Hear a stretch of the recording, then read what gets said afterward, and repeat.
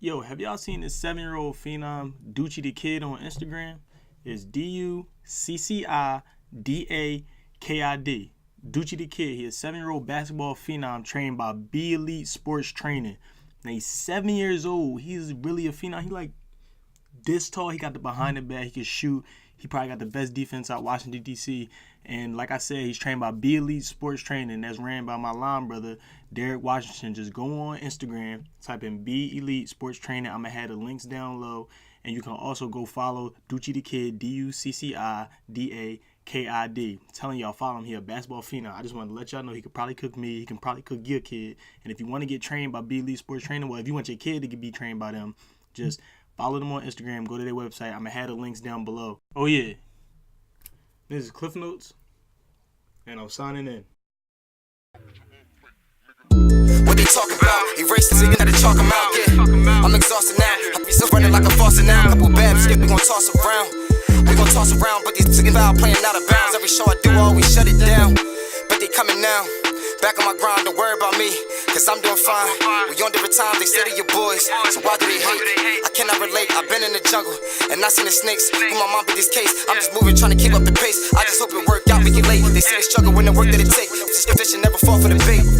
Never fall for the bait. Just fish and never fall for the bait.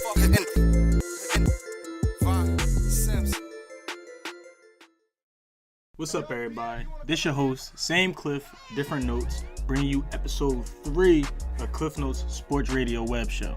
I just want to let everybody know, if you like these videos, I need y'all to subscribe and hit that like button down below. Alright, I'm pretty sure everybody been watching the NBA Finals. Steph went nuts, KD went nuts, Draymond ain't hit nobody in the nuts yet. I'm pretty sure it's going to come sooner or later. We got Kyrie crossover N1 left, N1 filet.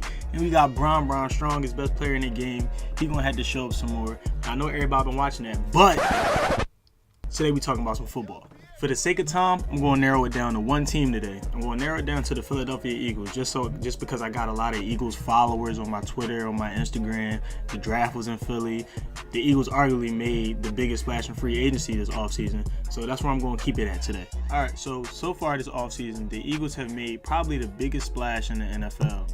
Well, probably because they kind of needed to get back to the playoff Eagles that we know, and for them to be able to compete in the NFC East. They had to get a lot of things this offseason because they needed a lot of help from last season, and the NFC East has gotten considerably stronger. So, with the acquisition that they got this offseason, I'm going to talk about that all today and how much better the Eagles have gotten. After a laughable performance as a receiving corps last season, the Eagles ranked 24th in passing yards per game, and they ranked 29th in receiving touchdowns. We saw that those receivers wasn't capable of much speed, and they couldn't create any separation on any cornerback in the NFL. And I'm pretty sure I don't need to speak about the whole Nelson Aguilar can't catch debacle. That was just bad. But side note, they saying he looking good in OTAs, for whatever that's worth, but that's a whole different story.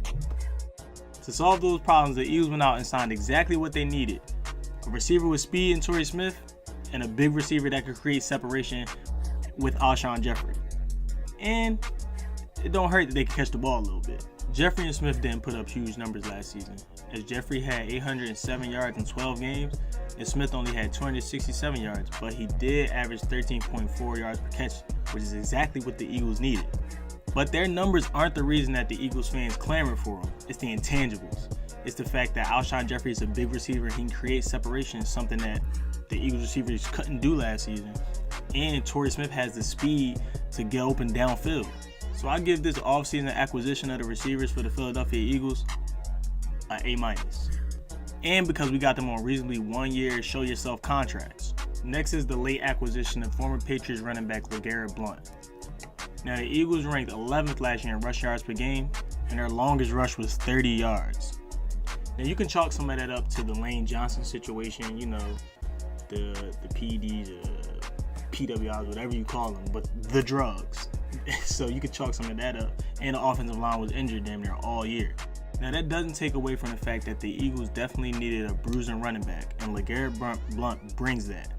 No matter how you look at it, the Eagles didn't have anybody they can give the ball to in short yard situations. Darren Sproles is an in-space running back, and Ryan Matthews is the same way, even though he's injury prone and is probably going to be cut soon anyway. I'm just waiting for that news to roll in on my Bleacher Report. Now, the addition of Blunt gives the Eagles that bruising running back, and it also allows them to play that spread offense that Doug Peterson likes. Now, you have Blunt coming in as the bruising running back, and you also got backs like Wendell Smallwood and Darren Sproles who can come in as the shifty backs. And that gives who more weapons? Carson Wentz. But y'all know what I was getting at. Now, on to the secondary. The cornerbacks. The Eagles ranked 13th in passing yards allowed per game, giving up almost 240 passing yards per game. Now, every time I looked up, it looked like another cornerback was getting burnt. It was either Nolan Carroll or Jalen Mills. Our cornerbacks couldn't stay in front of anybody. They were kind of slow. There was a lot of separation being created. Every time you looked up, somebody was open downfield for either a touchdown or a big gain. It was just a mess last season. It always looked like they was confused. I know we was all just tired of it. In May's draft, the Eagles acquired 2 cornerbacks, Sidney Jones from Washington and Rasul Douglas from West Virginia. Now, the problem with these acquisitions are that Sidney Jones, one, has an Achilles injury, and he's not expected to be back until September. And when he does come back, we don't know if he'll be the exact same player that he was in college. But me, I have faith. I know Sidney hears the doubts. I know he's on Twitter all the time, and he knows how Philly fans get. And if he's not what we expect him to be, he gonna hear it. So I already know he gonna come back ready to strap people like Dez and Odell. Deshaun gone, so we don't gotta worry about him no more. But I can't wait. I need you out there strapping him, bro. So I can't wait for you to come back. Can't wait to see you on that field. Now, the problem with Rasul Douglas is that he lacks foot speed. And even though he led the NCAA in interceptions last season, I think he broke a record or something like that, or he tied the record, something like that. The problem was that our corners from last year didn't have the foot speed to stay in front of anyone. But with his big 6'2" frame and physicality, I guess that's what the Eagles are looking at for him to jam corners at the line and to be able to stay with them. I give these pickups for the Eagles a B-. All because it is some concerns, but if they're even remotely what they were in college, then it's an upgrade from last season. And you still got the safeties of Malcolm Jenkins and Rodney McLeod in the back. So I think we're good from that standpoint. Now, next is the Eagles' defensive line. Now, everybody know they're supposed to be this all-star lineup last season. You had Fletcher Cox, Vinny Curry, Brandon Graham, and you had Connor Barwin.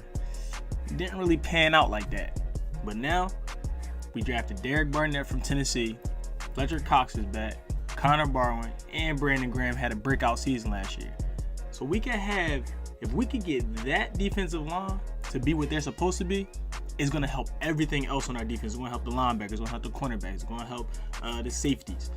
So if we can get that line to be a superstar lineup, it's over. So the Eagles would be a lot better. Now, the Eagles ranked 19th last season in sacks. They only had about 33 or 34 with that lineup on the defensive line. Now, if they can't even be a little bit better, it's just going to add a lot of help, just like I said, for that secondary, because we need pressure on the quarterback in order to help our corners. You can't have our corners out there on the island all day when our defensive line can't get to the quarterback. It's just not going to happen. With those total acquisitions that I just named, I still don't think the Eagles are quite there yet. So my early season prediction, I think they're going to go 9-7, 10-6. If we do go 10-6, I do think that's going to get us a wild card in the playoffs. But I just don't think we're there yet to compete for a Super Bowl. I give us about a year or two. All right, that's my early season predictions. How much better are the Philadelphia Eagles? They're better. They're good enough to go 10-6 because whoever gave them that schedule, the Eagles pissed somebody off in that front office. Not the front office, the total NFL, but you know what I mean. Somebody pissed them off because that's a hard schedule. But this is Cliff Notes. If you like this video, if you like my channel, make sure you subscribe down below, like everything. Add your own personal comments if you think how much you think they're better, if they're not better. Shout out to Father Stretch My Bands. Shout out to Rare World. And this is Cliff Notes. I'm signing out.